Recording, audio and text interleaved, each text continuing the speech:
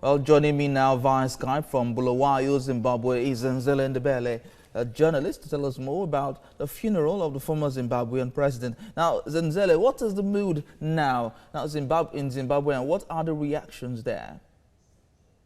Well, there is always a mixed reaction when it comes to Robert Mugabe. There are some people who are really sad of his passing on and the confusion that surrounds his burial. And to other people, it's just life as normal because he has been out of power for 2 years now, and many people did not like him. That's why they marched for his removal. So it's quite a mixed reaction with some people going by their normal business and really they don't care what's going on.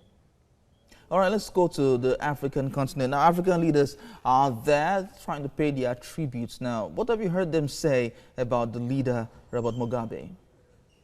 Yes, it was really a great turnout for African leaders from Nigeria, South Africa, DRC, and most of them actually current and former presidents came into Zimbabwe to pay their just respects. Those who spoke at the memorial actually gave praise to Robert Mugabe, someone who was principled, someone who fought for the landless Zimbabweans, and someone who really contributed a lot in the liberation of Zimbabwe, Africa, and someone who wanted to see a united Africa. Mugabe played a big role in the AU as well as in the SADC. So many African countries have good memories and actually feel that the death of Robert Mugabe has robbed them of one of the leaders who was really a great man.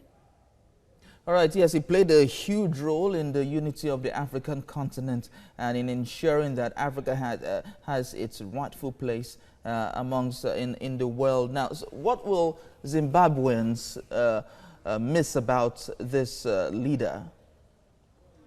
I'm sure one of the things that they will miss is his great oratory skills. He was a good speaker, his good command of English, and the way he was expressing himself was actually what many people would remember him of. In terms of his leadership qualities in Zimbabwe, Robert Mugabe was not really seen as a good man. He presided in Zimbabwe for quite a long time, which led to the collapse of economy and shortages of many things, with resulting over 3 million Zimbabweans actually live in Zimbabwe to go and look for jobs in other countries. And his legacy in terms of human rights was not that good. So a lot of people would like to forget very quickly about Robert Mugabe when it comes to his leadership style and his human rights record. Yes, a lot of people want to forget about his leadership style because of the issues that happened in the last days towards his ouster. Now, what can African leaders learn from the life of the late former President Robert Mugabe? I think they need to learn that if you're a good leader, as he was in the first years of independence, you don't need to overstay.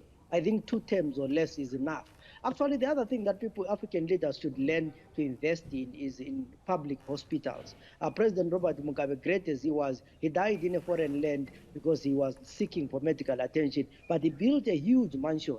When he was sick, that mansion could not give him medical attention. I think African leaders need to invest in their infrastructure when it comes to schools, when it comes to hospitals, at least learn to die in their own countries. We have a lot of great African leaders who end up dying in exile. So they need to know when to leave the stage so that their legacy can be preserved, and many African people will talk good about them. And most importantly, they need to invest in infrastructure in their countries while they're still in power. Well, Zenzele, thank you very much for talking to us on this, on the life and times of Robert Mugabe.